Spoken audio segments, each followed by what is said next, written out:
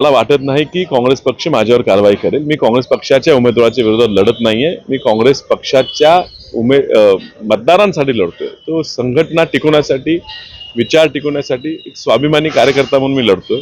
पक्षासाठी आमच्या घराचं खूप मोठं योगदान आहे आणि एवढ्या योगदानानंतर मला वाटत नाही की काँग्रेस पक्ष असा कुठला निर्णय घेईल. आणि मी एक सच्चा कार्यकर्ता काँग्रेस पक्षाच्या विचारधारेचा आहे.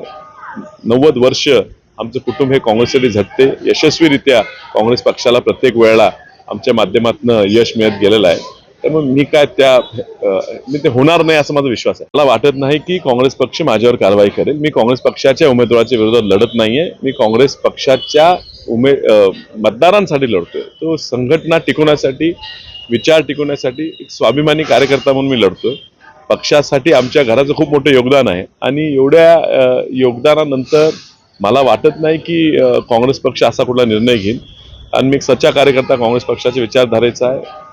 90 वर्ष आमचं कुटुंब हे काँग्रेससाठी झटते. यशस्वीरित्या काँग्रेस पक्षाला प्रत्येक वेळेला आमच्या माध्यमातून यश मिळत गेलेलं आहे.